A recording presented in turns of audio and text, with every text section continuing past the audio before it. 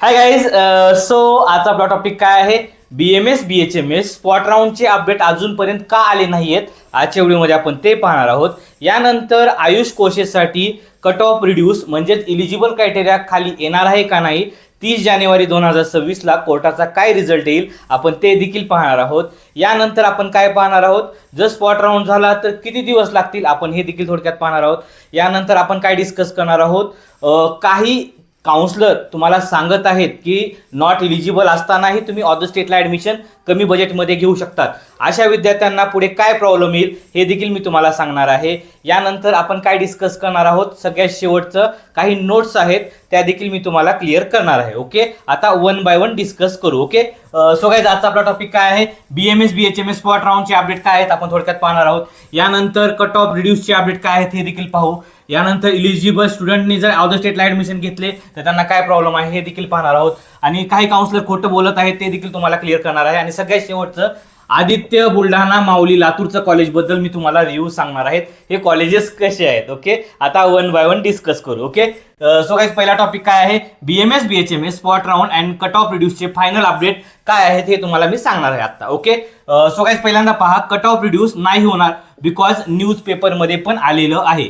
So आता तुम्ही expectation ठेवू नका की कट ऑफ हा खाली येणार आहे 2025-26च्या काउन्सिलिंगसाठी. ओके, सो गाईज 30 जानेवारी 2026ला आहे, तर मे बी काउन्सिलिंग त्या दिवशी संपून जाणार आहे, त्याच्यामुळे आहे ना काही प्रॉब्लेम होणार नाहीये काउन्सिलिंग संपायला. ओके, सो गाईज NCSIM ला कोर्टाने देखील सांगितलेले आहे काउन्सिलिंग एंड करायचे लवकरात लवकर. सो 30 तारखेपर्यंत काउन्सिलिंग संपू शकते सर्वच प्रकारची. ओके, यानंतर पुढचं पहा guys. So guys don't expect 2025चा कट ऑफ रिड्यूस होईल असं तुम्ही एक्सपेक्ट ठेवू नका. ओके, तुमचं बॅक टू स्टडीवरती कॉन्सन्ट्रेट करा. ओके, यानंतर पुढचं पहा गाईज.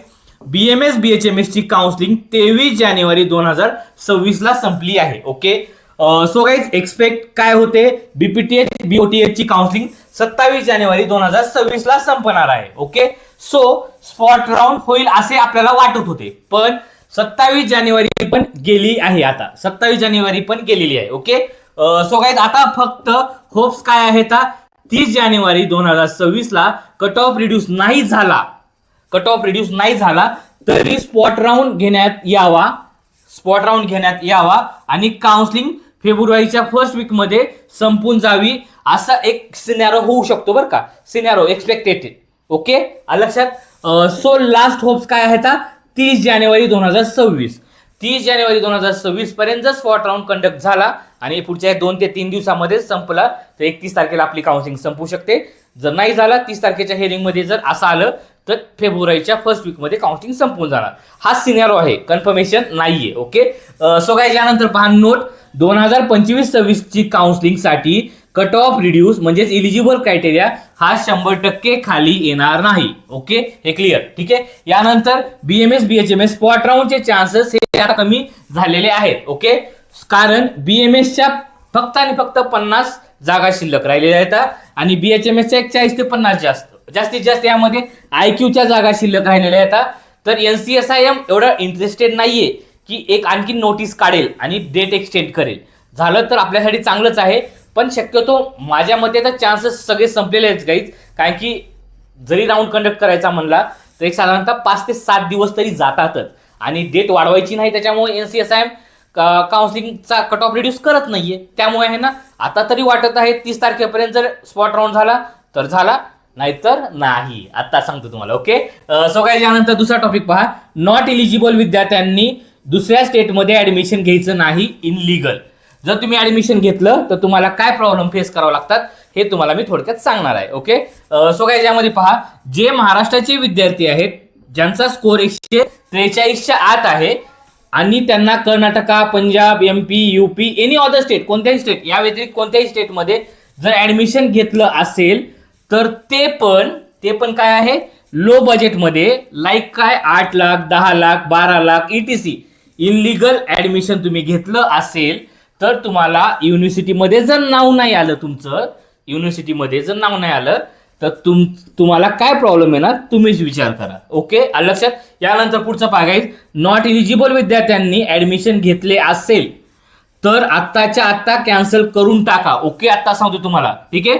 इन केस जर तुम्ही ऍडमिशन कॅन्सल नाही केलं, आता जर तुम्ही ऍडमिशन नाही कॅन्सल केलं, ओके, आणि सेकंड इयरला काय म्हणतो ऐकून घ्या, सेकंड इयरला 1.5 वर्ष झालं, सेकंड इयरला जर कॉलेजने तुम्हाला रेस्टिगेट केलं, कॉलेजच्या बाहेर काढलं, तर कोण जिम्मेदार राहणार सांगा तुम्ही? कोण जिम्मेदार राहणार? कॉलेज राहणार की तुम्ही ज्यांच्याकडून काउन्सिलिंग केली आहे तो काउन्सलर जिम्मेदार राहणार, की तुम्ही स्वतः जिम्मेदार राहणार? हे तुम्ही विचार करा गाईज. ओके, नोट, हे बाजूला होतील आणि तुम्हाला आता ह्या दोघांच्या भरोश्यावर जर गेला असताल तर हे दोघं बाजूला होतील, त्यांचे पैसे भेटतील. कारण की हा किस्सा झालेला आहे कर्नाटकामध्ये. कारण की विद्यार्थ्यांनी पहिल्या वर्षी ऍडमिशन घेतलेलं आहे आणि त्या विद्यार्थ्याला सेकंड इयरच्या मिडमधून बाहेर काढलेलं आहे. प्रूफ नाहीत ना, कारण की इलिजिबलच नाही विद्यार्थी. तर कसं, जर तुम्ही इलिजिबल नसताल तर अदर कंट्रीला होतील ऍडजस्ट, पण अदर स्टेटला नाही होणार. त्याच्यामुळे जे विद्यार्थी इलिजिबल नाही आहेत आणि इनलिगल पद्धतीने जर ऍडमिशन घेत असताल तर तुमच्या लाईफचा तुम्हाला बर्बाद करायचे असेल तर घेऊन टाका, काय प्रॉब्लेम नाही. नाहीतर गपचिप 3 महिना आहेत, आपला अभ्यास करा. क्लिअर सांगतो मी तुम्हाला, बरं का. आवडलं तर आवडलं, नाहीतर तुमच्या मनावर. ओके, यानंतर पुढचं बघायचं की सर सम फालतू काउन्सलर. आता काही फालतू काउन्सलर आहेत, फालतू बरं का, फालतू काही फालतू काउन्सलर आहेत आता आपण फ्रॉड करत आहेत. So be careful. आता काय आहे हे केअरफुल आहे का? ओके, सो काय ज्यामध्ये पहा, एक काउन्सलर आहे, काय बोलतो तो, बीएमएसचं ऍडमिशन महाराष्ट्रामध्ये, बीएमएसचं ऍडमिशन 6 ते 8 लाखात करून देतो महाराष्ट्रामध्ये, बरं का, महाराष्ट्रामध्ये. ते देखील आदित्य कॉलेज, बरं का, ते जे की बकवास कॉलेज आहे. ओके, आता गाईज हे जे आहे ना, हे डोनेशन झालं, बरं का, हे जे आहे ना डोनेशन झालं. कारण की या ठिकाणी काय झालेलं आहे, कॉलेजमध्ये जर ऍडमिशन घेतलं तर यांना काय झालेलं आहे, असं वाटतं आपल्याला की या काउन्सलरनं या कॉलेजला विकत घेतलेलं आहे. जोकच आहे ना. 6 ते 8 लाखामध्ये महाराष्ट्रामध्ये बीएमएस, जोकच आहे ना, कॉमन सेन्स आहे ना गाईज. महाराष्ट्रामध्ये आयक्यूचं बजेट 22-24 लाख आहे. आता या ठिकाणी आम्ही देखील बोललो कॉलेजला, ते देखील सीट नाही बोलत आहेत, पण या शहाण्यानं काय सांगितलेलं आहे की 6 ते 8 लाखात तुम्हाला करून देतो. आणि ज्यावेळेस आम्ही त्यांना कॉल केला होता, माझ्या विद्यार्थ्यांनी कॉल केला होता, बरं का, तर त्यांना काय सांगितलं, आयक्यूची सीट शिल्लक राहिलेली आहे आणि ती तुम्ही 15 लाखात घ्या. 15 लाखात घ्या. आणि ते देखील आदित्य कॉलेज आहे, बरं का, आता सांगतो तुम्हाला, जी की बीडचं आहे, देखील एकदम बकवास कॉलेज आहे. त्या कॉलेजसाठी, बरं का, म्हणजे या ठिकाणी काय करतात, काउन्सलर स्वतःचा विचार करतात, विद्यार्थ्यांचा विचार करत नाहीत. कारण की तुम्ही जर कॉलेज ते आदित्य कॉलेज पाहिलं बीडचं, तर तुम्ही देखील विचार करणार की हा काउन्सलर आम्हाला का फसवत आहे. कारण की गाईज, जर तुम्हाला शिकायचं असेल तर कॉलेजचंही चांगलं पाहिजे. त्या ठिकाणी भिंतीला कलर नाही, लेक्चर होत नाहीत, कॉलेज होत नाही, फक्त फीस झालं, दुसरं काही नाहीये. प्रॅक्टिस तर लांबच राहील, आता सांगतो तुम्हाला. ओके, सो काय यामध्ये पहा, आणि हाच काउन्सलर काय बोलतो, हाच काउन्सलर काय बोलतो, बीडीएस 8 लाखात करून देतो. बीडीएस 8 लाखात. बीडीएस बद्दल देखील व्हिडिओ आहे, बरं का, चेक करा तुम्ही वाटलंच तर. तुम्हाला माहित आहे मी कुणाबद्दल बोलत आहे, आणि तो काउन्सलर देखील बघत असेल तर त्याच्याबद्दलच बोलत आहे, बरं का. ओके, सो गाईज काय म्हणतो, बीडीएसला आपण, आता बीडीएसचं पण कॉलेज यांनी विकत घेतलेलं आहे. म्हणजे आता विचार करा गाईज, कॉलेज एवढे मोठे आहेत का, म्हणजे ते तुम्हाला फ्रीमध्ये, म्हणजे कमी बजेटमध्ये देणार तुम्हाला कॉलेज. ज्या कॉलेजचं बीएमएस बीएचएमएस साठी 24 लाखाचं बजेट आहे, तिप्पट फीसनुसार, ते कॉलेज दुप्पट फीसनुसार पण ॲग्री होत नाहीये. आम्ही स्वतः कॉलेज कोण विचारलेलं आहे, ते या शहाण्याला 8 लाखात भेटत आहे. म्हणजे या ठिकाणी काय आलेलं आहे तुम्हाला देखील समजलेलं आहे, फ्रॉडनेस. आत्ताच क्लिअर होतो, महाराष्ट्रामध्ये कमी बजेटमध्ये होत नाही. कारण की तुम्हीच विचारा गाईज, कर्नाटकामध्ये किती बजेट आहे, 18 ते 22 लाख. MP मध्ये म्हणजे भोपाळमध्ये किती बजेट आहे, एक साधारणतः 14 लाख. म्हणजे त्यांच्यापेक्षा देखील महाराष्ट्र, जे की हाय लेवलचे कॉलेजेस आहेत, त्या ठिकाणी किती बजेट आहे, 6 ते 8 लाख बीएमएस. वा, जाऊ द्या, आता तुम्ही समजून घ्या आणि याच्या नादी लागू नका, क्लिअर सांगतो तुम्हाला. ओके, लक्षात.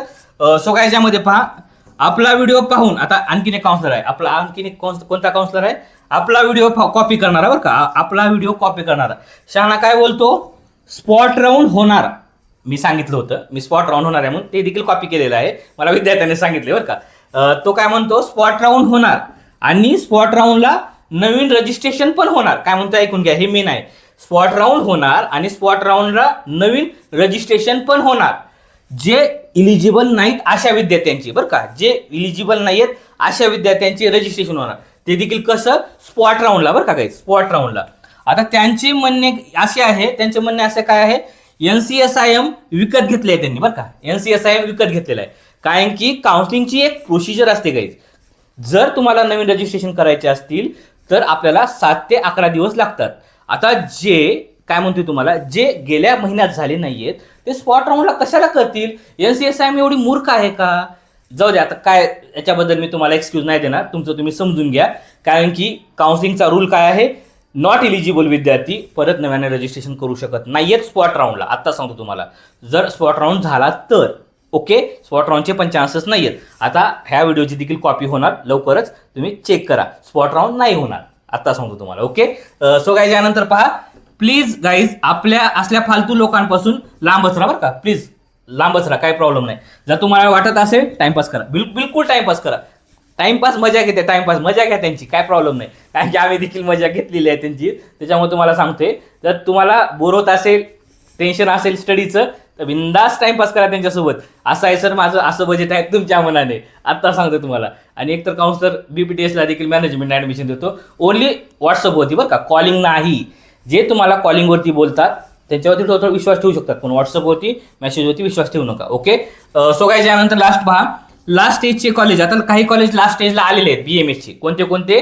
3 कॉलेजेस आहेत, आदित्य, बुलढाणा, माऊली, लातूरचं कॉलेज. ओके, आता या 3 कॉलेजचे रिव्ह्यू आहे का. ओके, सो गाईज पहिल्यांदा पहा, आदित्य आयुर्वेदिक कॉलेज जे की बीडचं आहे.